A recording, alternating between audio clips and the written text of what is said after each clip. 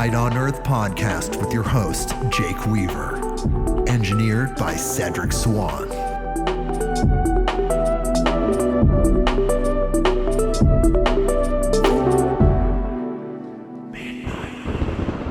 Hey everybody, we are back with another episode of Midnight on Earth. I'm your host, Jake Weaver, and we are here to bring you more knowledge, more light, and more love.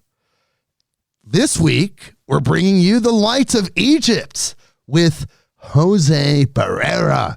He's going to tell us about his amazing book.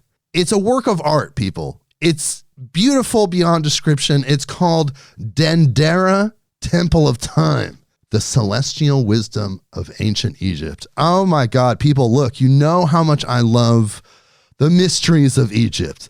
Egyptian culture. I feel like I'm a reincarnated Egyptian. I just feel this attachment to it. I'm sure Jose feels the same way. Perhaps or not. We will learn that when we talk to him. But first, I need you to do something for me. Follow me on Instagram at midnight_on_earth.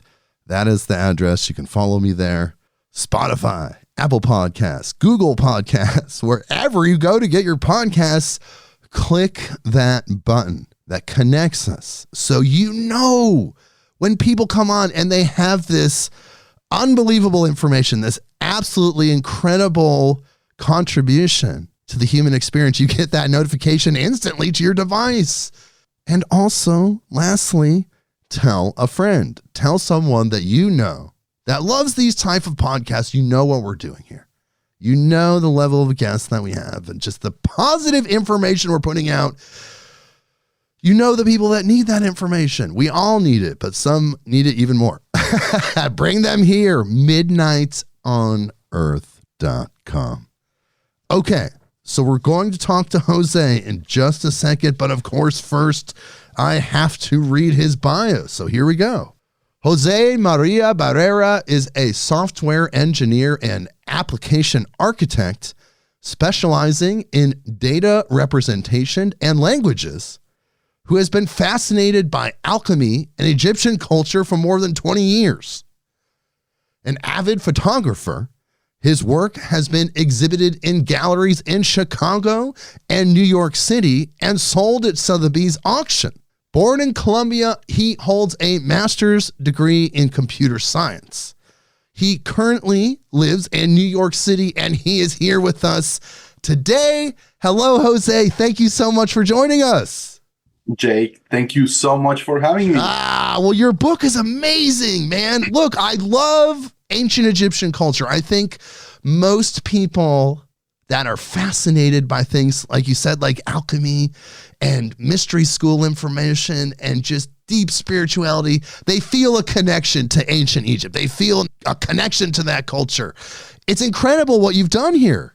Oh, thank you so much. I totally agree with you about that connection. And I think a big part of it is the mystery. When you look at this culture and you look at these mysterious figures that they have, their gods, and this language that you cannot read on the walls of all these ancient temples, it sparks your imagination. And I think that sense of wonder and mystery and what is unknown sparks up a lot of interest on people. And I think that's one of the big things of Egypt, is that sense of mystery and lost knowledge. Yes, absolutely. You see the pyramids, you see this architecture that cannot be replicated by modern means, and you know even intuitively that they were tapped into some form of information that we do not have today. And that includes physical technology and spiritual technology like magic. I think Egyptian culture, they used magic every single day. What we consider magic, it was like daily life for them. And they used magic to manifest things in addition to doing physical labor and other things to survive. They also had that as a tool in their toolbox, magic. Right. But you know what, Jake? I don't think that has changed much. I think magic is in our everyday lives every day here in this society. Even though we think we're rational beings and we are like creatures from the Enlightenment and so on, the day to day and our state and everything in our lives are regimented by magical rituals and magical ideas. So I don't think we are too far away from where these people were. We're in denial, though. Absolutely. Oh, they were in denial as well, but a different Nile. Not the Nile, denial. Exactly. That's the thing. We use our mental power, our faculties, our willpower to create things, but we don't understand the mechanics behind it. We just do it. But the Egyptian culture, not only did they understand the mechanics behind it, they went even deeper and deeper into that thinking. That was explicit in their society, I think.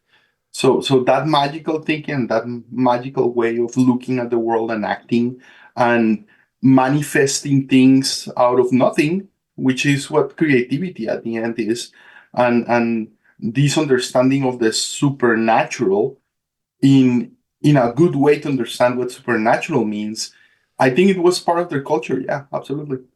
It's really interesting that magical perspective has shifted over centuries and cultures, but it was so prevalent to Egypt. I find that so fascinating. And all the spiritual people that are out there today, it seems like they're communicating the things that were foundational to Egyptian culture. Like these deep spiritual understandings that seem to be happening in humanity right now. A lot of people are having these awakening experiences. This was part of daily life in Egypt. Like all of this mystery school knowledge and this information, this alchemical information, this was an integrated part of Egyptian culture and society. Would you agree with that?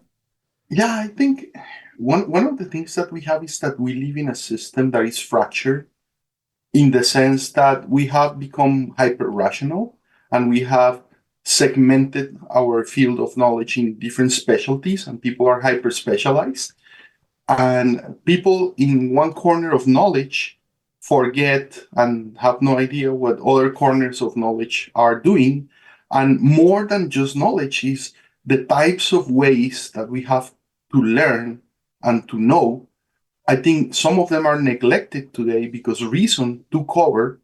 And if you cannot quantify something today, then it's not part of the scientific method, which is the only method we have today officially to know, right? And what establishment wants to say is anything that is sanctioned by government or by authority or by the knowledge consensus has to be rational. And today, right, like the what people say is, it's scientific, and everyone pretends to be scientific and tries to bring scientific arguments to explain things. So if something is not encompassed by science, and namely it cannot be measured, then, or is subjective, then what the approach that we have taken is to deny it and say it doesn't exist. So it comes to a point of ridiculousness in my appreciation. That is, the extreme of this is to come and say and deny consciousness. So in today's world, there are people who claim, materialist reductionists, who claim that consciousness is an illusion. And to me, that's patently absurd because it's the only thing we know with certainty. Right. Because everything else is a hypothesis and a theory of, are we a brain in a bath, or are we in a matrix and a simulation, whatever is that, or is this real, made out of atoms and energy and all this? All those things are hypotheses. But the only thing we know with certainty, absolute certainty, is that we exist and we're aware of our own existence. And that cannot be denied, because any theory of what the world is, any story that we tell ourselves of what the world is, has to encompass for that. If that's not part of the story, there is something deeply flawed in the story we're telling, because the only thing we know with certainty is not captured by the tale we tell ourselves to explain the universe. So I think that's a deep fracture that we have in our lives. And don't take me wrong, I think reason is an incredibly powerful tool But it's not the only tool. And the problem we have done is that now everything looks like a nail to a hammer, and we decided that there is only one hammer, that is reason. But is quantum physics, though, opening that realm up? It's bridging the gap, it seems, for spiritual knowledge to be processed in a scientific way. Up to a certain point, I would say yes, but I think there are things that are orthogonal to what you can explain with reason. Exactly. So yes. So experience itself, like one thing, I can write 1,000 books about the taste of chocolate, and I can make poems about the taste of chocolate, and I can make movies about it, and I can give like the decomposing its chemical parts, what chocolate is, and the color, and the wavelength of the color of chocolate. And I can do all these things about chocolate. But until the day that you have in your mouth a piece of chocolate and that thing explodes in your mouth, and basically you are in communion with the chocolate and you become one with chocolate, that's the absolute, that's the real knowledge of what chocolate is. As in, it is an experience that you are becoming chocolate and chocolate is becoming you, right? You are in intercourse with the chocolate. And until that happens, you really don't know what chocolate is. You just have stories about it, but you don't know what it really is. It's just a description of what it would be to feel what chocolate is.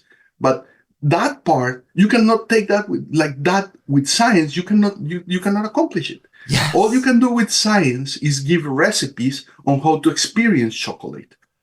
Yes. But experience itself is something that you have to put there. It's a dance between you and the chocolate. And there's no way to encapsulate that in a way, like you said, you can only go so far with the description until the experience happens. The experience is outside of the third dimension, and it has its own set of information. Like you're saying, you're becoming one with the chocolate. It's like a spiritual experience with the plant spirit of the cacao. That's a whole other conversation. But if we're even scaling that up and talking about the divine experience, when you have direct experience with the divine, you can read any spiritual book and every spiritual book in the world. But if you don't have that direct experience, then it's not going to take you to that next level to get that next set of information. You're always going to be in this lower bandwidth until the experience happens. And there's no way to communicate personal, direct experience. Is that what you're saying? Absolutely correct. Isn't that amazing? You got it. And the funny thing is, once you have the experience, then you can experience the divine in any flower, in any object, in anything, because everything is permeated by that is your own awareness of the other, of it. And that's what I think we call God, is exactly that. It's that experience of the other. Right? Oh, absolutely. Something that is not us and is there, but you can experience it. And you talk about in your book how that is how Egyptian culture processed reality. They saw the divine in everything. You were saying that they were able to almost reverse how we experience the divine in Western culture. Correct. I think so. So I think the biggest disfavor that we have done with technology, and again, I want to reiterate, I'm not against technology or reason. They're a great tool, but the problem, it has drawbacks when you take it absolutely and uniquely, and is you sever your experience from the world, where the world is this meaningless place made out of random collisions of particles and is senseless. And then all you have in this world today to look forward to is to have a nice job and a pension and go to the mall on weekends and consume crap.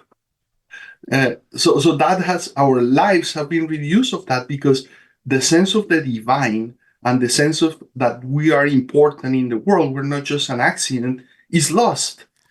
And if you, when you think about this and you realize that happens, is an ideological idea, the idea that we're not the center of the universe, but we're lost in a branch of a meaningless galaxy in the middle of trillions of galaxies, and we are a random accident that came out of evolution and all this. I'm not questioning that, but that's just a perspective.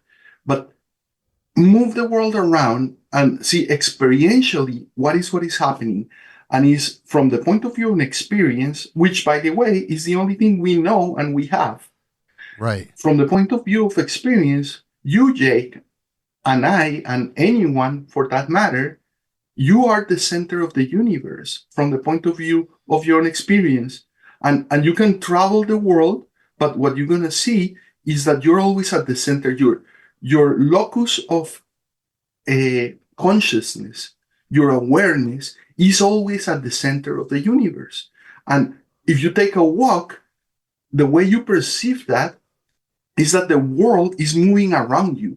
It's not that you're moving around the world. You're always, your locus of consciousness, your center of awareness, is always at the precise center of the universe. It's always the case, because you cannot experience the world otherwise. You always experience the world from the center of the universe, who is you. So experientially, we live in a geocentric world where we are at the center of the universe, and the whole universe revolves around us. And that's just a frame of reference. Now, when you change that, because mathematically it makes more sense to say, oh, the sun is at the center of the universe, because now I can have easier equations to describe the movement of the planets around the sun and the stars. Yeah, that comes at a price. And the price is that now we're not the main characters of the story, but we're just a chance in the universe. And basically that kills the soul and the spirit. And the reason for that is that reason cannot account for the miracle of existence, because you cannot measure that. So at that point, it becomes ideological. So measurement of things is an ideological act, is political. And because that determines the substrata of what the world is and what we understand that the world is.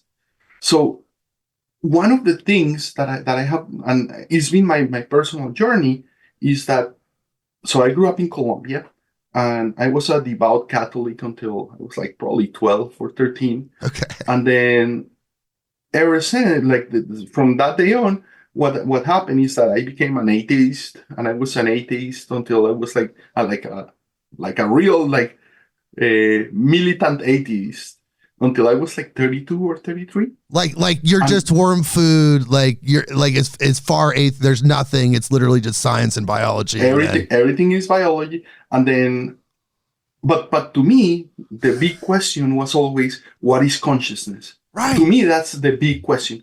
So as an atheist, as a rationalist, and the reason why I ended up here in the States is because I came here to work at the Department of Neuroscience at the NYU Medical Center.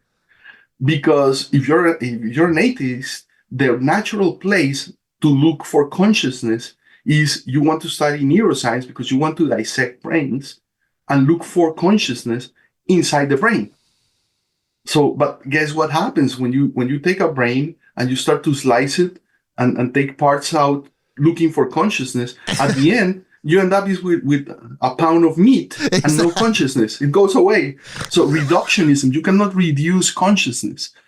And that's what happened to me. So I got disenchanted with this rational approach, because it doesn't have answers for all the questions, especially for the most important questions that are beyond the domain of science, basically, and reason.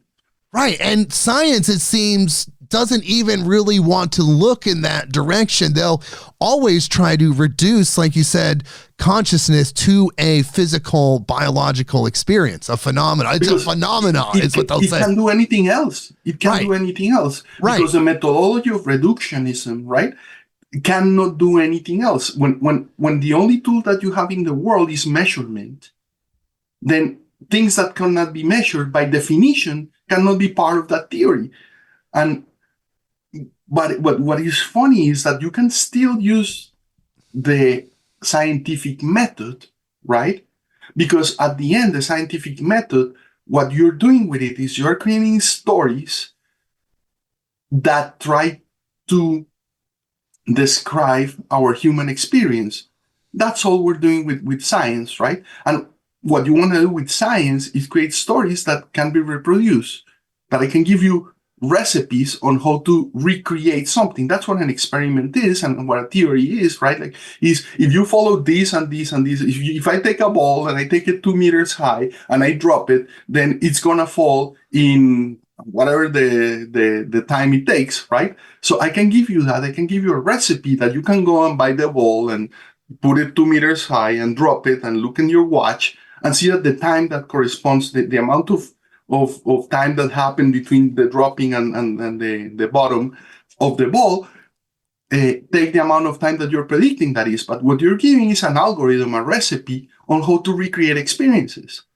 And I think is very valid, right? Like, and that takes you to the other end of the spectrum, and is that there are many people in that study esoteric and the occult world that they're charlatans at the end. They're just are giving opinions without anything else. Like, and I have a big aversion to, like, when people do that. I like my immune system wakes up and it's like, oh my God, how can I give me a way to reproduce that? If you give me a way where I can experience that, then I can buy that. Otherwise, is your opinion, dude. Like, Right. and I have a big problem with that. And there's a lot of people that do that and then make these alternative ideas very muddy, because you're trying to find what is true and what is speculation, and splitting that is very hard, because if you're speculating, the first thing that you should do when you speculate is say, hey,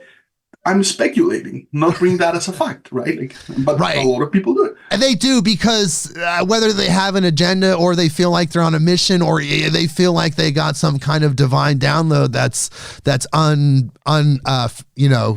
undeniable, so they just go ahead and go with it.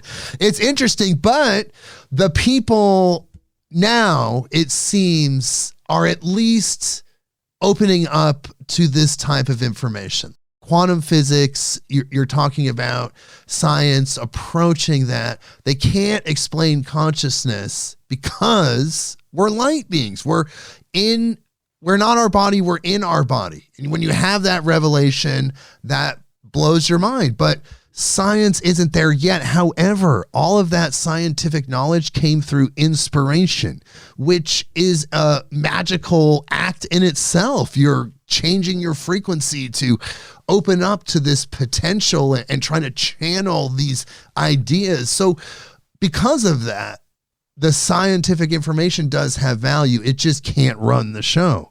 In ancient Egypt, let me tell you, people, they had a whole different type of science, how they built the pyramids, how they interfaced with each other, relationships, astrology, all of that. It was completely different than now. So tell me about how you connected, because we could talk about so many things for hours. Obviously, we're Right. similar frequency people, but tell me how you connected with the Egyptian culture and how you really got passionate about that. Okay, so the first thing is that at the beginning, I was very skeptic or reluctant to get into studying Egypt, because to me it was a big investment, because it's so foreign and so different from what we're accustomed to that it looks completely alien. And when you look at it, it's like, oh my God, the investment of time that is going to take for me to try to understand this, if I can ever understand it, is going to be so big that I don't know if it's worth it. But at some point in my life, I came across the ceiling of the subject matter of the book. And the images that I saw there were so precious and so beautiful that it awakened in me the need to understand what this is. And I was like, oh my God, I really have to do the investment on getting to know what this civilization was about, because it's profound and it's sublime and it's beautiful. And that's what came is through beauty. Sheer beauty enticed me to study Egyptology and this ceiling. So then you also, though, in 2010 went to a Tutankhamun exhibit, right? I believe I went to the same one that was on tour in San Francisco, where they recreated the Tutankhamun tomb and the burial chamber and things and other things. They did have some authentic things, but they had some replicas as well. And that also fired you up in that way. Correct. So it was like my first contact with images or 3D objects from Egypt, like really up and close. And when I saw that, I was like, oh my God, I really have to see a real thing. And then my daughters were young at the time. We decided to just take 2 weeks off and go to Egypt and visit different sites in Egypt. And one of the places that I didn't expect was this temple. And so I was amazed by the pyramids and all the sightseeing there, which is fantastic and beautiful, and it sparks your imagination. It's like what I was telling you. I think when Elon Musk talks about going to Mars, can I share you a secret? I think Mars is so boring. You land on Mars and you have your helmet and you look around and it's just a freaking desert. Yeah, it's you look at rocks. Like after 10 minutes in Mars, what the hell are you gonna do? Nothing. You just want to come back, right? There is nothing. But imagine that you landed in Mars and all of a sudden what you find is covered in sand, all these structures from an alien culture. Then all of a sudden it becomes fascinating. That's Egypt. Egypt, in a big part, is Mars because it's just a desert, right? Where you find these magnificent monuments built by this mysterious civilization in the past, where we can go there and we can talk about when all this was built and all this if you want. But the sense that you're in front of something that is a big mystery is there. So to me, going to Egypt is way better than going to Mars. Any day of the week, I would go first there. Well, you never know. I can still breathe here. Yeah, well, you never know. Once we go to Mars, there may be pyramids there. There may be that same type of ruins. I believe then that would be interesting. It could be possible. But if it's only rocks, then so far, what a bore. Egypt is beautiful though, because like you said, there's hidden history. It's an ancient culture. It's a world that in a sense was lost because even by Cleopatra's time, it had changed so much from where it had started originally. But when you were in Dendera and you were seeing these beautiful images in person, did you think about that Tutankhamun exhibit and how they recreated that, and then maybe had the idea of, wow, I could recreate this in book form? Because that's the most beautiful thing about the book. It's like if you're disabled, if you can't travel, you literally have all of it right there. I mean, the images, everything. Well, in a way, yes, I would say yes, but the book was my attempt to understand something that was out of reach to me. And the book is the book that I wanted to buy to understand what happened in the ceiling. And I look for it, I shop around. And the funny thing is that the literature about this ceiling is very technical and is very specialized in Egyptological books. And most of it is written either in French or in German. So at the end, there is no literature about this ceiling. So this book is the book that I wanted to buy to explain to me what this ceiling is about. And it wasn't available, so I had to put it together out of sheer necessity. So tell me what is special about this Dendera temple, and tell me about the ceiling. Let's get into that. Perfect. So what is special about this temple, probably the most interesting thing about this temple, is that it is probably the best preserved temple of Egypt. Really? And even though it's a late temple, it was built at the time of Cleopatra, basically year 50 BC. It's around the time where they start to build the current structure of this temple. And so in relative terms, it's a new temple. Right. But So, but it's 2,000 years back. It's incredibly old still, right? It's still connected to the original ancient Egyptian culture that started, that original foundational culture. Now, this temple was built in the late period where the Greeks have been there, have conquered Egypt for 300 years. So they had Greek ruling for 300 years.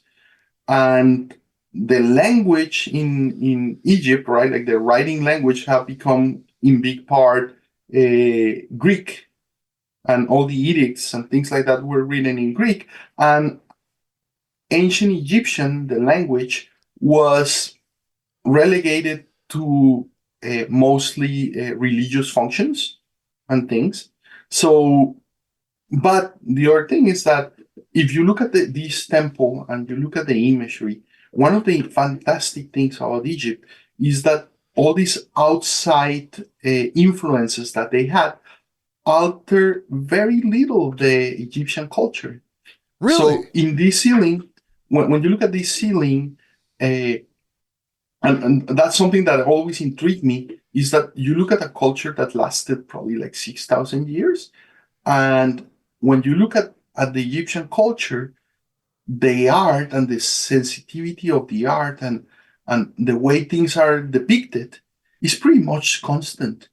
So they have a time, right, when they decided to become, they had one pharaoh that decided, oh, we're going to become monotheistic. Right. And they changed the art style for one generation only. And then they reverted back into the ancient aesthetics.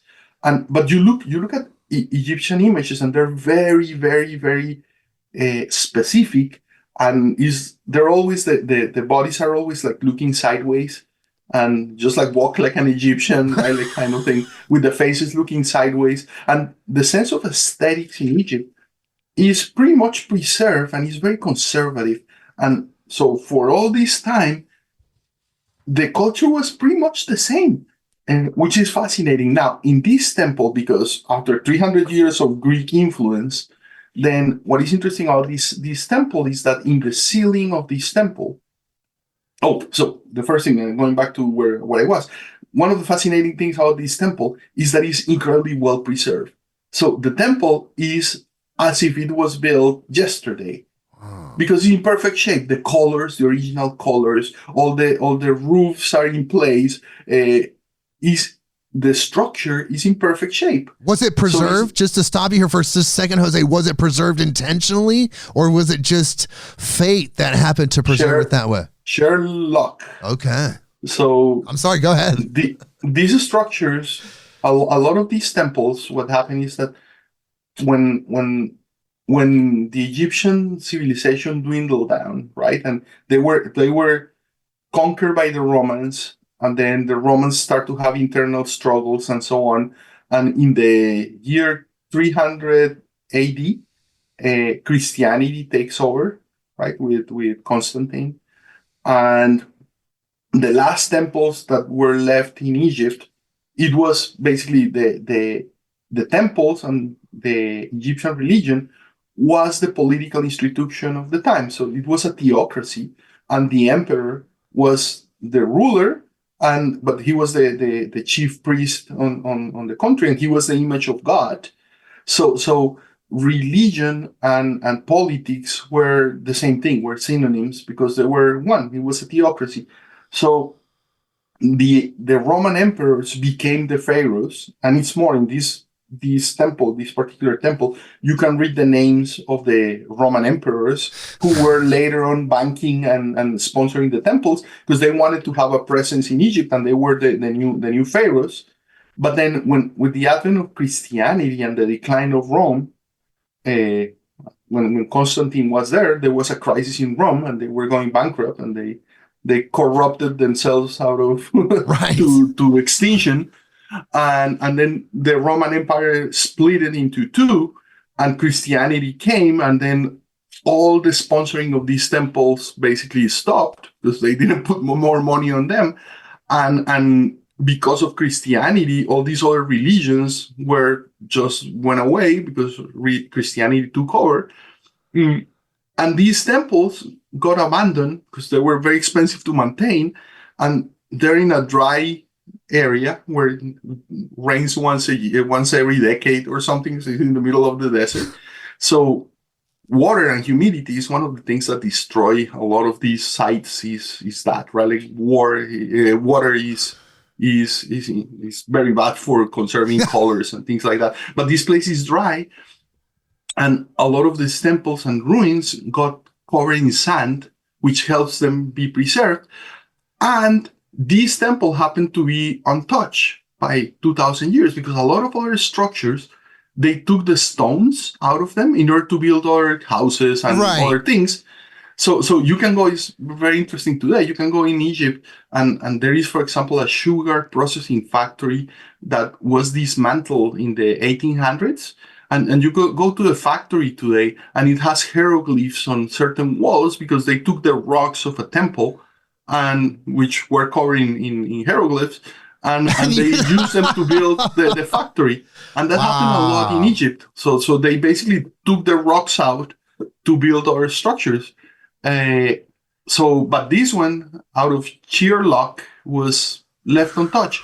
And when it got abandoned, some Bedouins start to live inside the temple. And they used to make fire buns at night because in the desert at night it gets really cold. And they used to cook inside. They start to live in these temples. And so what happened is that this soot from the smoke covered the ceilings and they became like black. And the colors disappear under a layer of soot. And basically the Egyptian government, like a decade ago, decided to clean up the ceiling in this temple. And all the colors, the original colors, were underneath that layer of soot. And when it got removed, the colors came back to life and the ceiling looks as if new. And that was just 10 years ago. Like in the last decade. Oh my God. That's incredible. So what was the main function of Dendera? So again, temples were a political institution, mostly, right? And religious. So it was, but they were centers very important. It's not like today, like the temples or the churches that you see today are places only for worship, right? On Sunday mornings or whatever it is when you have the worship. And people go there and gather there to worship, and that's it. No, these temples were surrounded by all these other infrastructures, and they were the administrative branch of the government.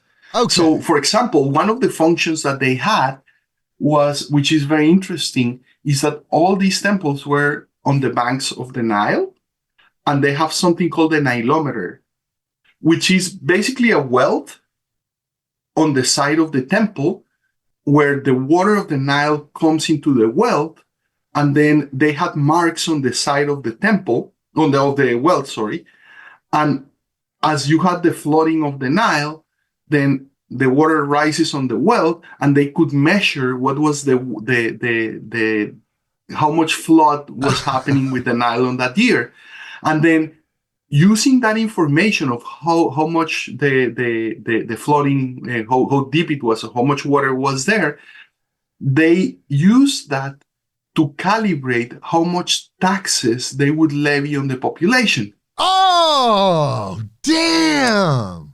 So that's incredible. If you think about it, it's incredibly sophisticated. It is. So, but you can see how this is a religious infrastructure, but on the side, they're managing the economy of the country and the economical policies of the country, like by measuring the amount of water in the Nile, which, by the way, the IRS is not even near of having a level of complexity and sophistication as big as that, right? You pay today, like, I don't know, they have we have a scale 20, 30, 40, depending on how much you make. And it doesn't matter how good the economy is or how bad or whatever, you always have to pay the same amount, the same percentage.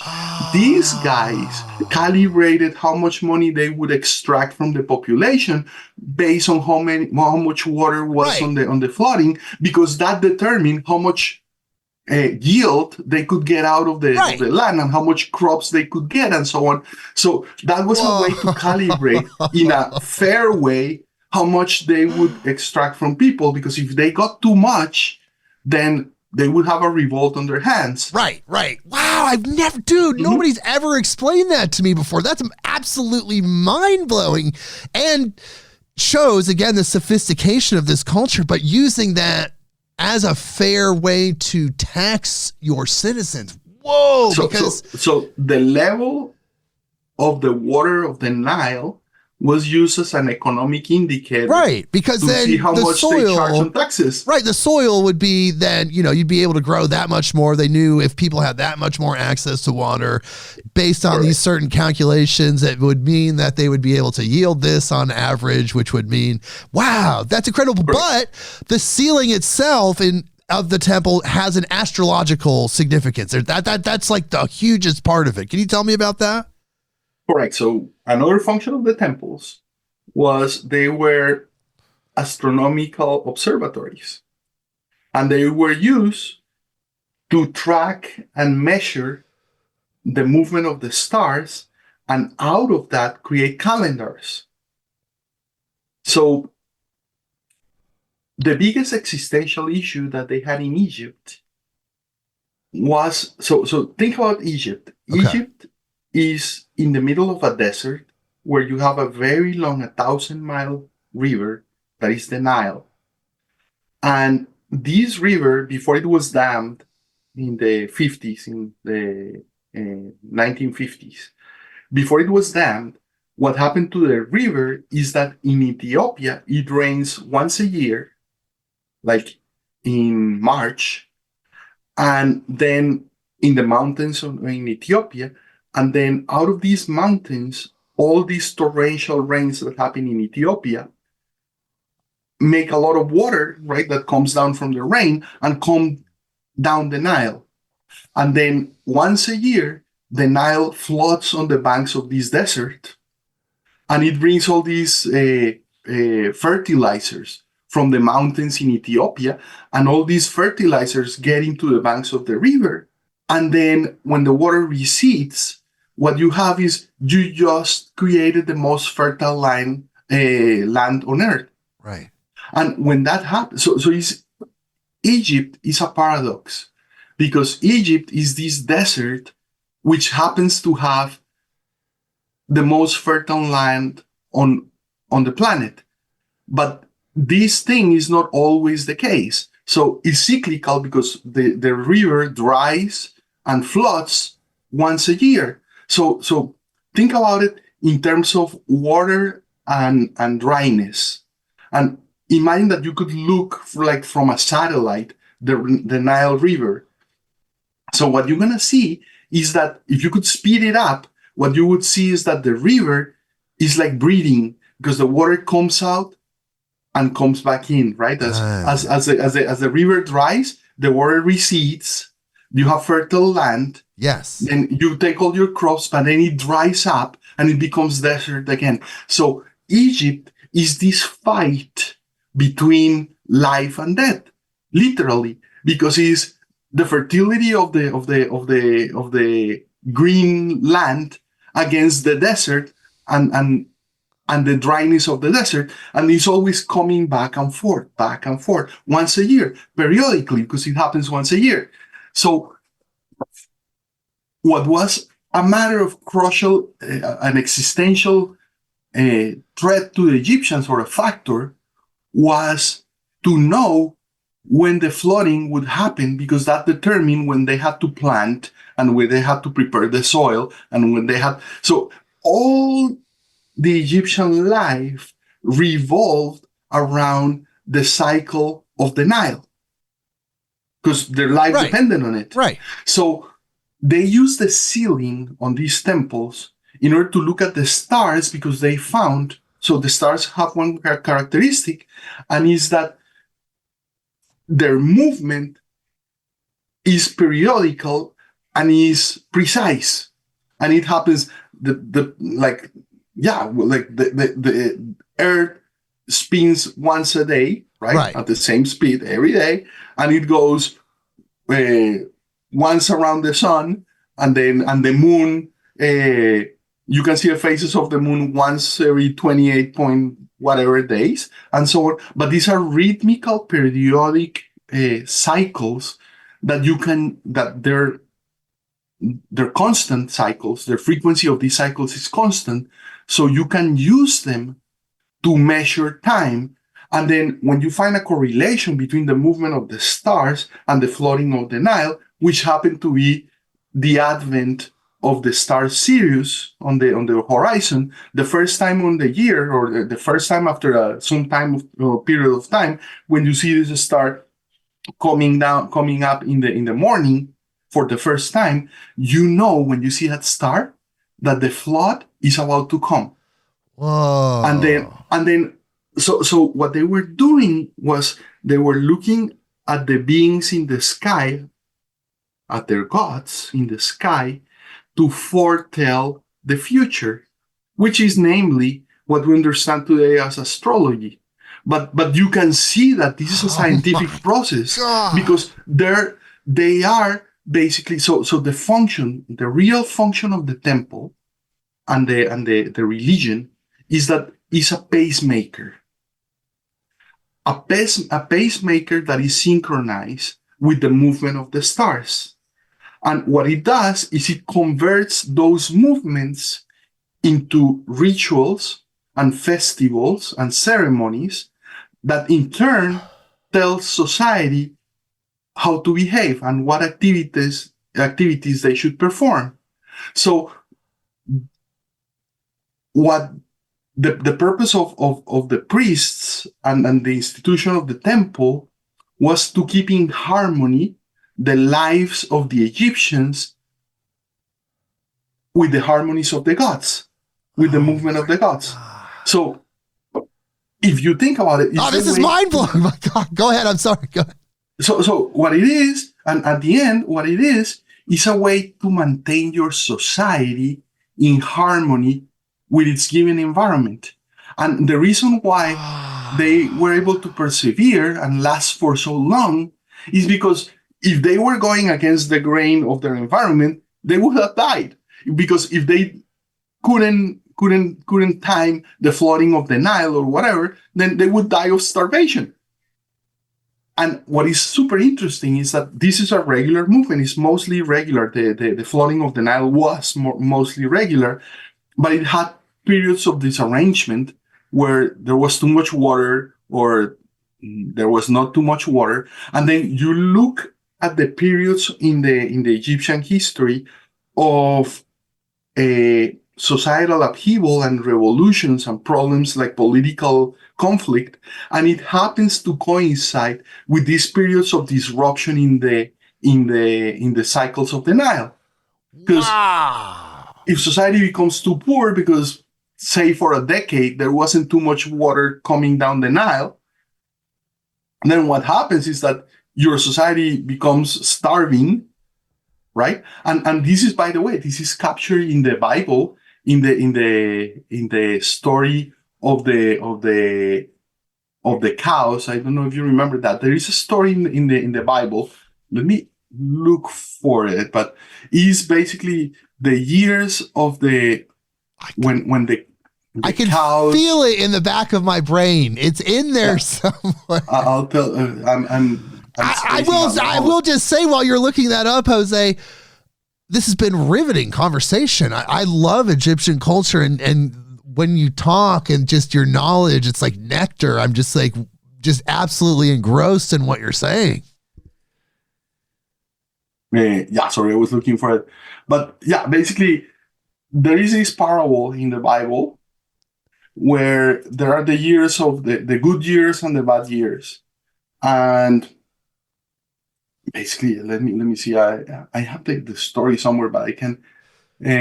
So the story goes something like, for the years that there was no good water in the Nile, then the cows become skinny and die, right? Like, so the insight that they had was that you should be saving food in the good years to be able to use it in the bad years. And that's, well, I'll come back to me anyway. Uh, So you're saying that's so kind of where that concept of like kind of like storing things and keeping reserves came into play on a mass scale? Right. So all of a sudden becomes like state policy, right? Is based on that, right? Like how much are we gonna save and how much not, depending on how much water we're gonna have. And but that what that shows you is that at the end, the prosperity of a society is related in a huge way to the way your environment is and the way your ways are in agreement or disagreement with that environment. Absolutely. Absolutely. And when things happen, like you said, the bad years, that destabilization, it ripples through and it starts to change foundational things in society. As long as there's energy, which you could say the Nile was a form of energy. I'm sure they thought of it as spiritual energy, but this energy, these resources come in.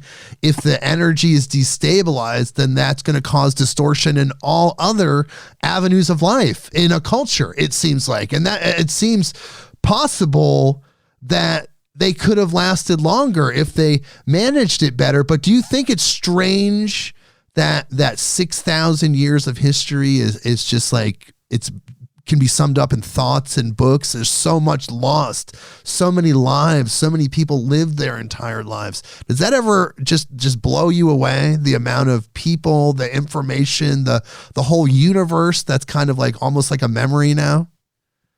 Yeah, can you imagine that? Like, so look at the pyramids and don't look at them just like what they are today, but imagine what they represent, right? Like how many lives and how much effort of how many unnamed people that went through the process of creating this pyramid. So just think about that. Like is anonymous armies of people who put rocks upon rock, like thousands of years ago. And today we have their mark. They have the scar that they left on planet Earth, which is namely the pyramids. But those are not, the pyramids are not just a pile of rocks. They are the effort of thousands or hundreds of thousands of people concentrated and deposited on what is today the pyramid. But it's a concentration of the life effort of many people. And I think that's one of the things that really infuriates me. I don't know, like if you saw this morning, these stupid environmentalists went to the Louvre. Oh, the Mona Lisa!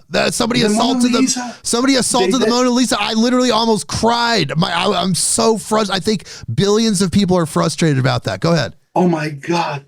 Like it's an assault on humanity. I know. Like, I don't know how you can relate those who justify one thing with the other. So, you can't. Like, how is that going to change anything, right?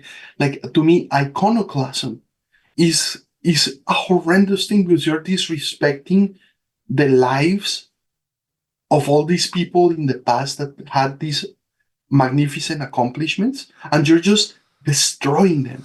Like I find that the most horrendous thing you can ever do. And I think it's counterproductive, by the way. It's counterproductive to do what they do.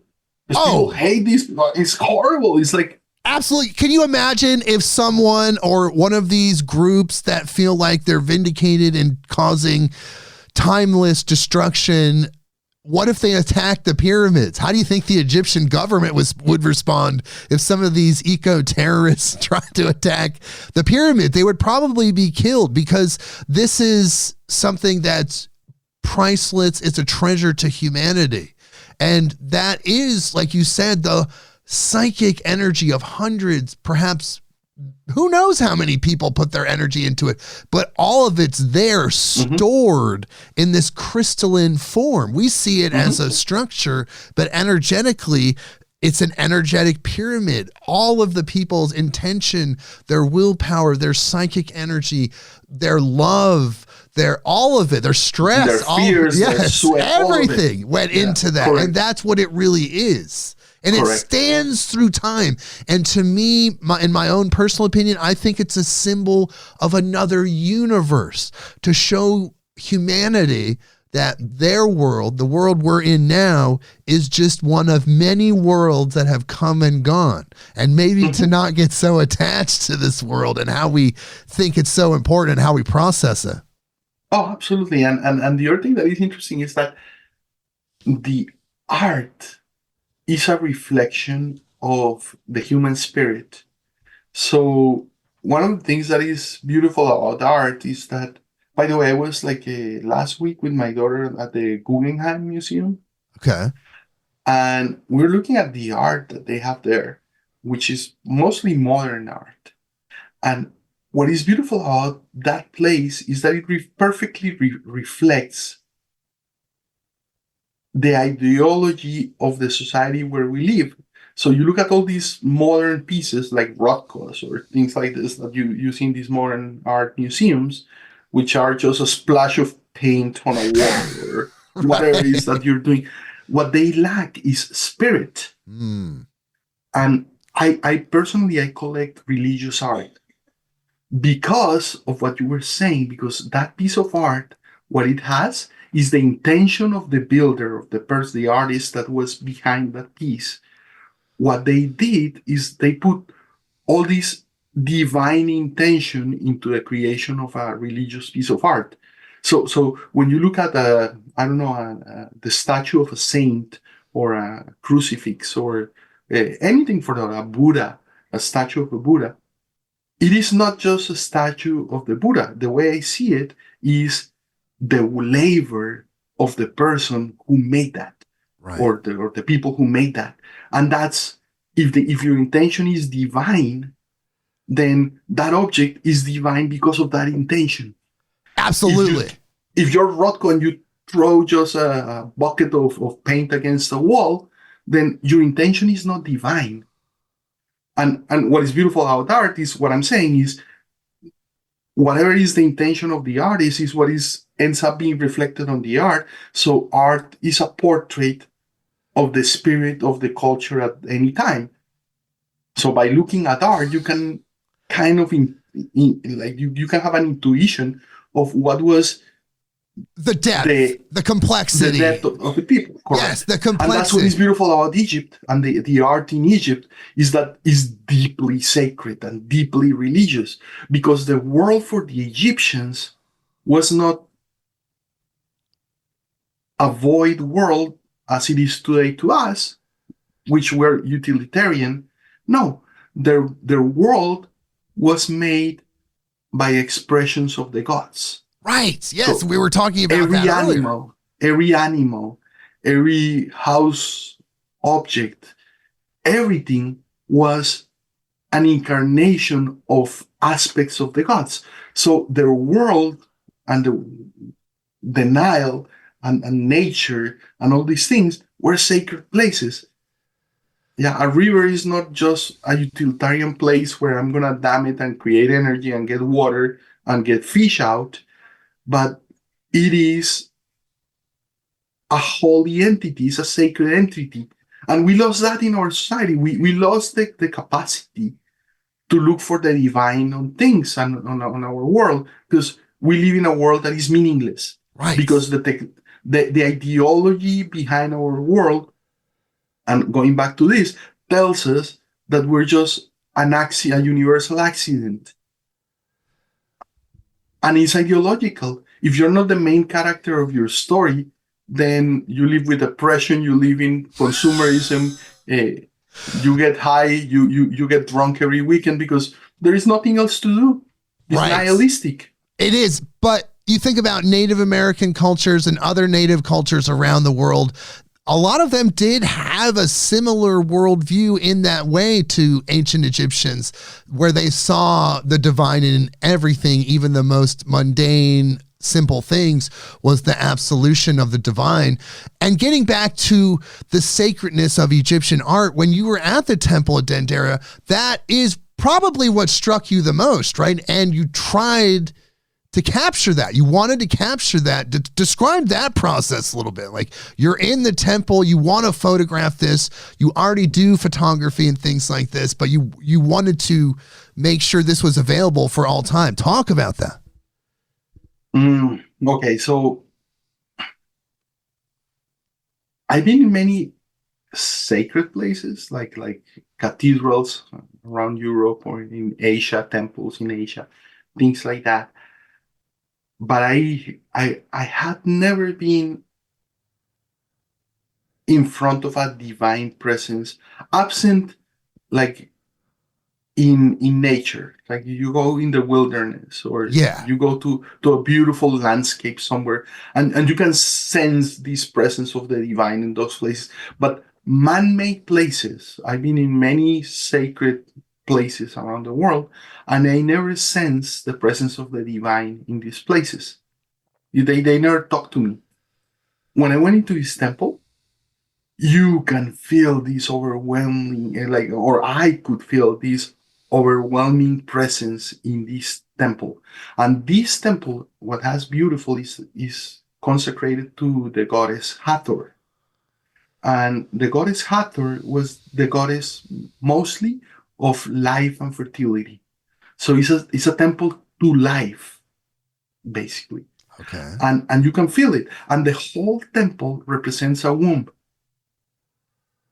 And it's incredible because you look at the temple, and even we can go on that tangent, but the temple represents the womb and the place where life is created. Okay. And then they had the statue of the goddess inside the temple, and every year in a ritual, they used to take the statue to the roof of the temple, where she is the wife of Horus, which is the sun. So they use in special moments during the year, take the statue to the roof of the temple to get the first light of the sun, to impregnate the statue with the light of the sun. And they could conceive life in that way.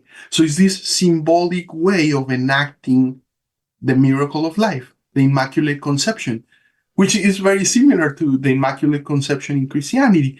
And if you think about it, is a deep mystery, a deep miracle, the creation of life out of nothing.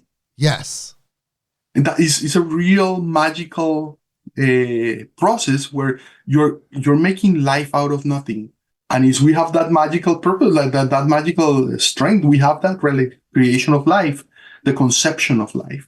And that's been portrayed beautifully, for example, in Christian images, in the Annunciation. So that's a beautiful image of the moment where life becomes manifest in the terrain, in our world. That's the Immaculate Conception, right? Right. And it's exactly that. It's beautiful. It's a sacred, spiritual, transcendental mystery. We don't know how it happens, right? And that's been depicted like that. And then you take any of these scenes in this mysterious ceiling, and they represent sacred moments like that. And the funny thing is that we anthropomorphize these things and all these properties in nature. The way they did it in antiquity is that they created all these plethora of gods. So the Egyptians had like 100 different gods, or I don't know how many. And the funny thing is that if you look at it like literally from today backwards, what you say is, wow, these people were just a bunch of primitive, superstitious people who believe in gods with animal heads, right? Like that's what you believe at face value when you see this.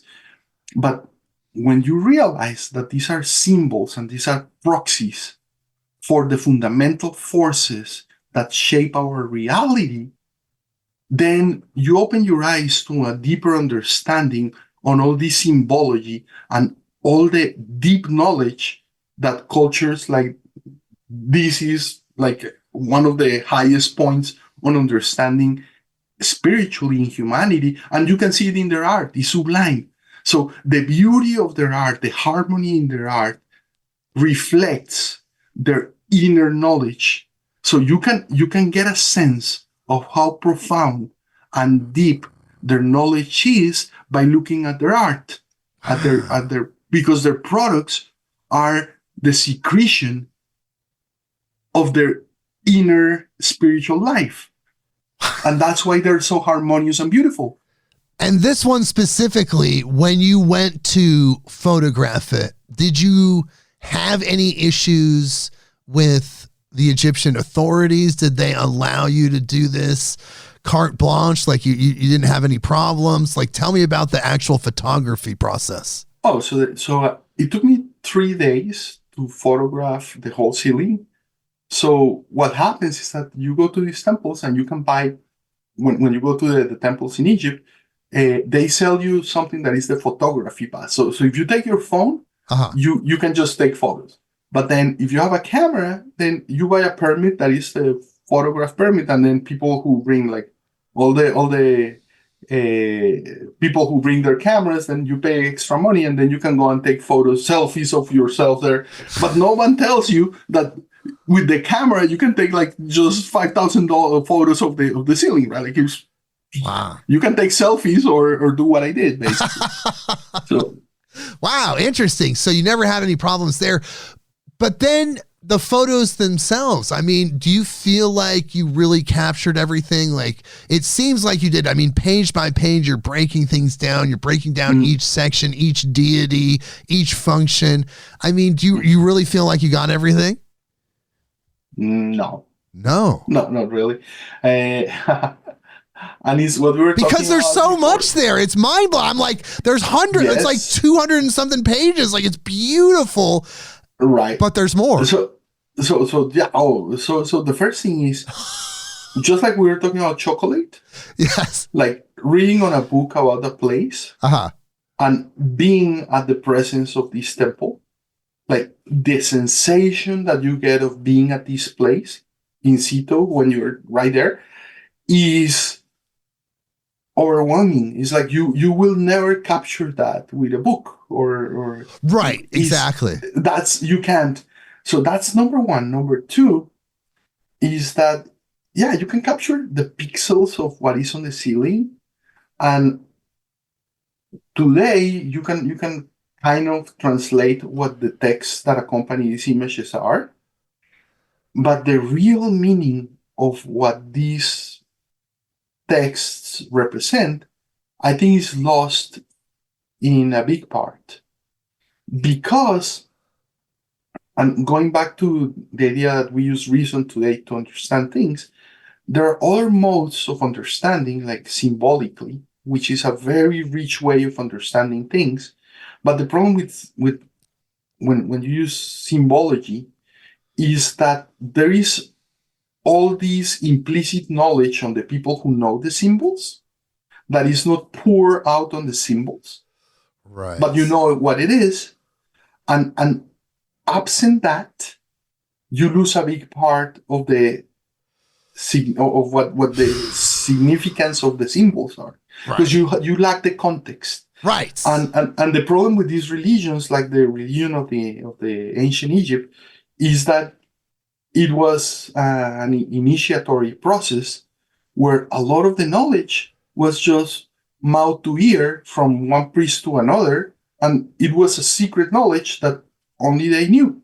So yeah, you can have all these gods today, and we can kind of think what they meant and what properties they meant and so on and so forth, but a lot of it is lost because it died with the last priests of Egypt, basically. Well, it just blows me away that a culture that was that powerful, that had that level of understanding, spiritual, esoteric, magical, all of the above, and then lasted for so long, could just fade away. Like, what happens there? Is it truly just the cycles of life, or was there some cataclysm? Like, it just blows me away because you're talking 6,000 years or more, really.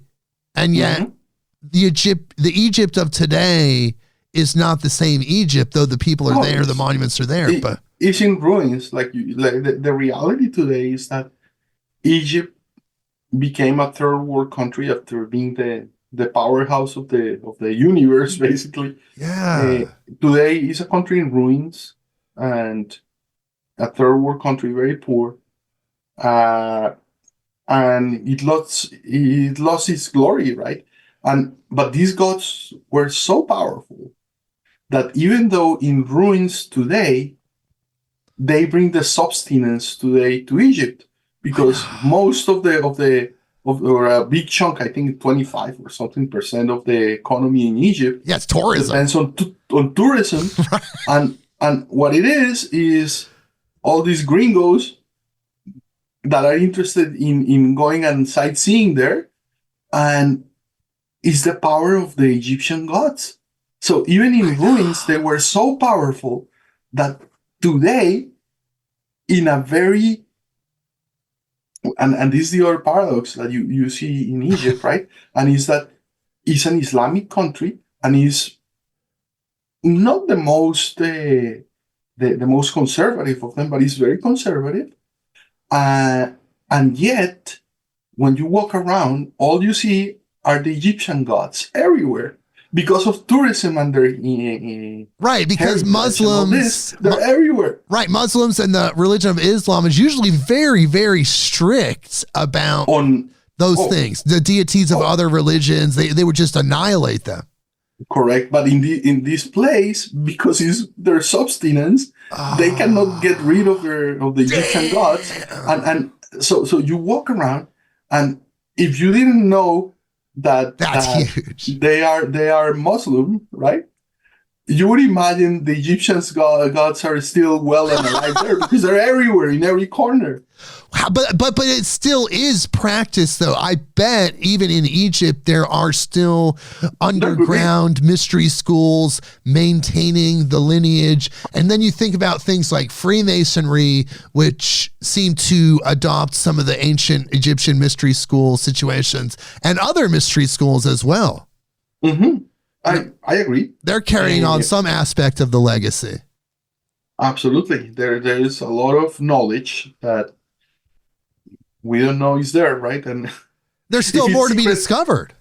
and if it's secret knowledge, by definition, we will not know, right?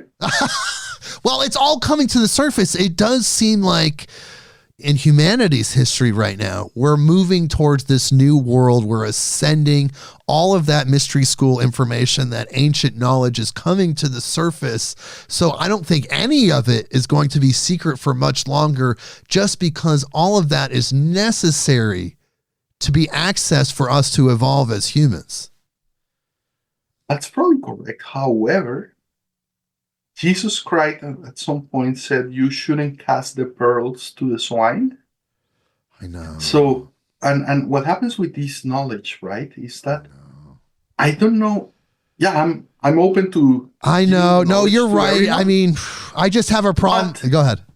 one thing is giving the knowledge to people, and the other one is people hearing and listening and paying attention to that knowledge and understanding the knowledge. And I think at some point, if you're not prepared to understand, you will not understand.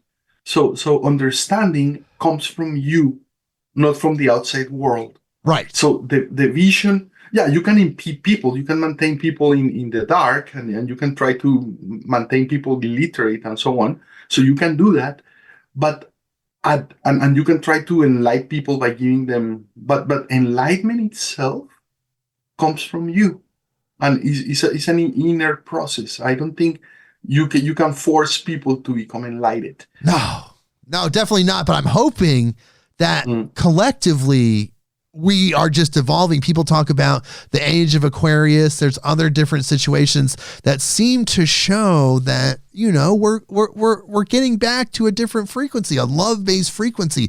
All of those things that were lost, we'll regain that. I kind of think that. Did Egyptian culture speak to that at all? Did they ever talk about the return to a golden age or something similar? Mm. So what is interesting about Egypt, right, is that one of the things that they had is that time wasn't linear, time was cyclical. Right. And so basically the time resetted itself on every generation of the pharaoh. So they were incredibly autocratic and centralized, right? Like, and the pharaoh was God incarnate, and he was the absolute ruler, and everything depended on the pharaoh. So time and the chronologies are told on the 7th year of emperor or pharaoh XYZ. And then when he died, then the next emperor, the time reset it and the calendar reset it on the new one, and time started again. So they have all these circles or these cycles, but they were based on the life of the emperor, because the world revolved around the pharaohs. Right. Now the return as such, like it exists, for example, in India, right? That they have the yugas and the idea of these Right. Exactly. times. I'm not aware of that in Egypt, to tell you the truth. Really? Now, what they had and is in their ideology, what they have is that everything grows and then declines and dies and is born again. So that's the core. The myth of Isis and Osiris is exactly that, right? Is so you can think, if you think of that in scientific terms, what it's doing is characterizing the different phases of a cycle. So if you think in terms of what is a cycle, right? A cycle is something that repeats itself, and mathematically, what it is you have an origin where the cycle starts, can be any point in the cycle, and then what you have is a phase of expansion where what you're doing is you're getting away from that origin, and then there is a point where things stop, and then the movement is reversed back into contraction, and then you go back to the origin. So any cyclical movement, what it has is a phase of expansion and a phase of contraction, and again and again and again and again. And that's what characterizes any, and you can describe that mathematically, right? With sines and cosines and trigonometry is the science of quantifying cycles. And you can always see, like if you see a sinusoidal, that is like this camel hump and then goes down and goes up again and then it has a place where you go up, up, up, up, up, up, up, up, up. And then when you're at the top, at the zenith, then you stop, and there is for an instant, you're standing still with respect to the origin, and then you start to go back to the origin. You start to go down, down, down, down, down, and then up, up, up, up, up, and down, down, down, down, down, and up, up, up, up, up. And so in a way, yes, any cycle and anything has a phase of growth and then decline and death and resurrection, and which is beautifully depicted in the ceiling, by the way. In one of the panels in the ceiling, what you have is the daily cycle of the sun. So what you see is the sun during the hours of the day, since sunrise to sunset. And then what the sun is represented as is a character that in the morning is a toddler. And then as the day starts to go up, he starts to grow up. And as the sun starts to rise in the sky. And then in the middle of the morning, he's a teenager. And then at noon, he becomes a ram with 4 heads in the ceiling. And he's in a boat, because they imagine that the sky to be like the Nile. And then the sun was navigating, journeying through the Nile on a boat, the boat of the sun. And then the character, but if you think about it, today we look at the sun and it's, oh yeah, that's a nuclear reactor that is 8 light minutes away from Earth, which is producing radiation, and is this dead thing that is a heater that is producing heat, right? That's pretty much what we see today. For them, the sun was this living entity that was organic, and it had different characteristics, different qualities, depending on the hour of the day. So in the morning, at sunrise, the sun is, you can imagine it, is this little kid that doesn't produce too much energy or light. And as it starts to grow and the day starts to advance, then it starts to get stronger and bigger and more mature. And at noon is at its full potency, right? And its full vigor and vitality.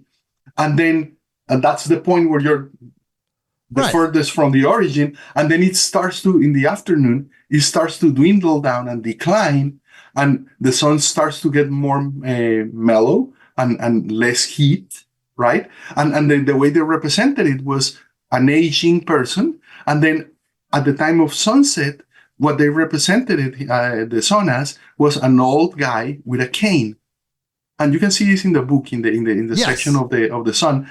And right before he dies.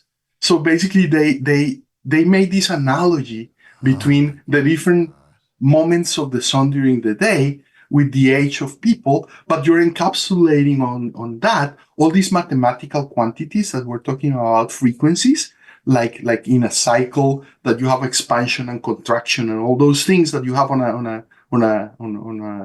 a cyclical movement or event. Then all of that is encoded in these beautiful images of boats with the sun.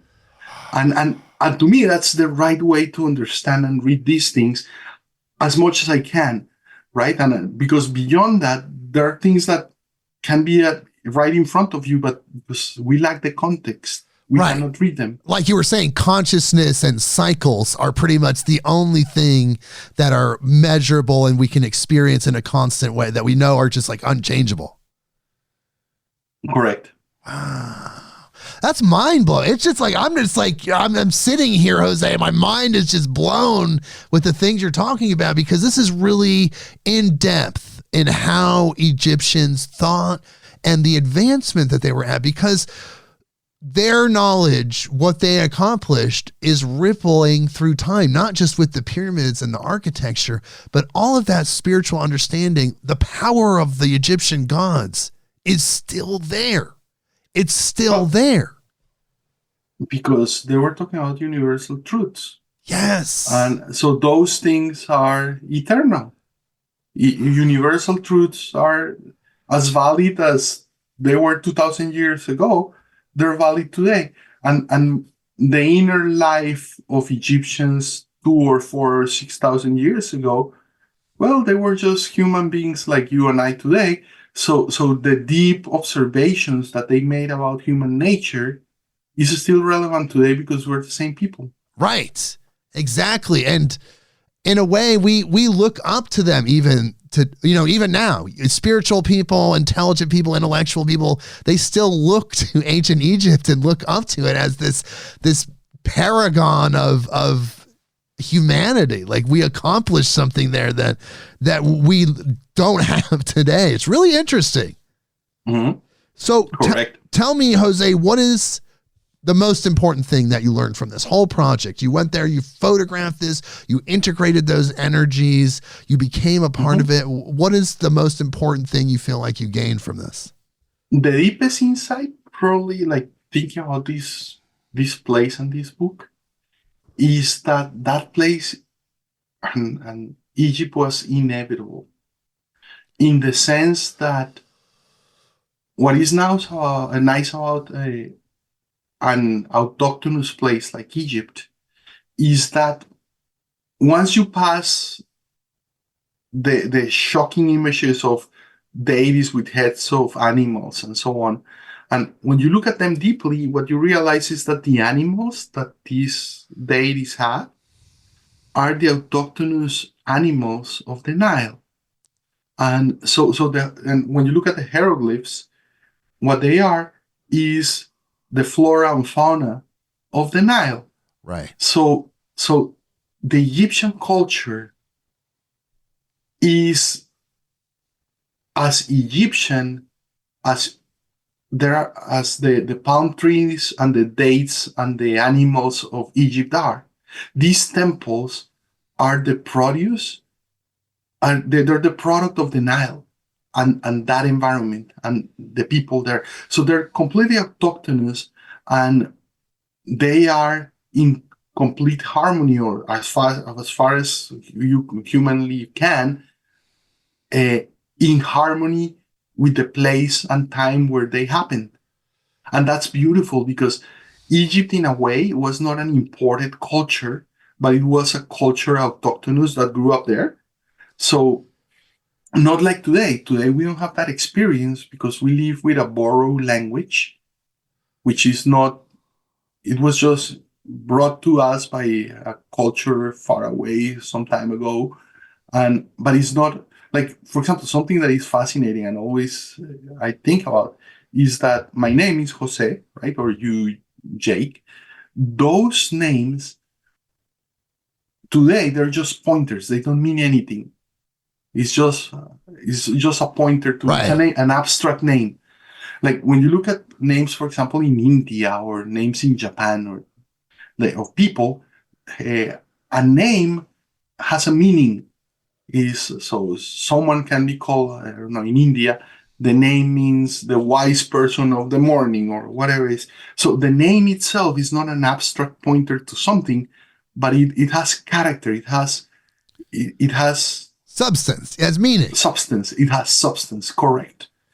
Uh, so I think when you're part of an autochthonous society, and it's not like the imposition of a conqueror, which is what happens with Christianity, basically, is a religion of or Islam, which is religions of conquerors that go and impose these religions around the world, right, where they conquer. Mm, the connection that you have to it is imposed. It's not autochthon. It doesn't grow out from the ground up, from the land. What I think that is the most sublime thing about Egypt is that that place is the product of the Nile. Yes. The temples are the product of the Nile.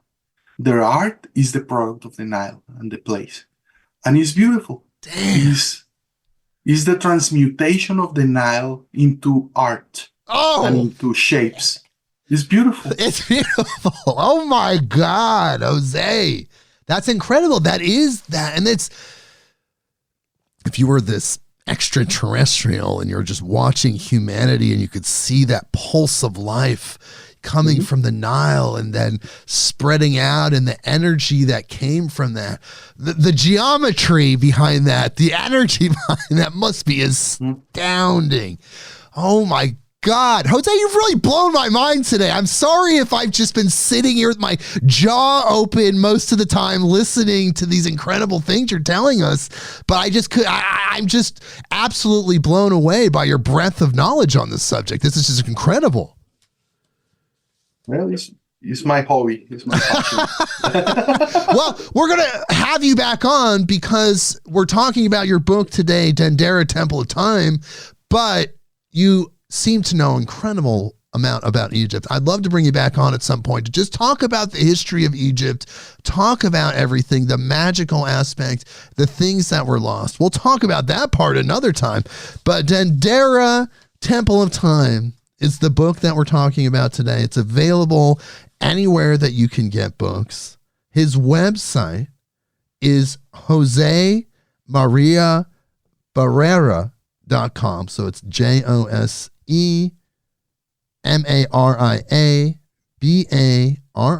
JOSEMariaBarrera.com. You can go there. There's information about the book and other videos. I don't know what to say, Jose. It's been incredible. I love this. Is there anything else you think that our audience should know about Dendera, about the temple at Dendera, this Egyptian culture, this energy, this that's pushing through time? Yeah, I think like the purpose of the book is to bring into attention something that is not well known, and I think it deserves to be known, and is a homage to the thousands of people who worked thousands of years ago building this thing. And what I wanted to do was to give it its due credit And I think that was the purpose of the book. The whole book is around the images of this ceiling in this temple. And what I wanted to do is the main character of the book is the ceiling and are the images. And the whole book is just trying to give context around the ceiling, so when people look at it, they know what they're looking at, and there is some context and some sense on what is the meaning of it.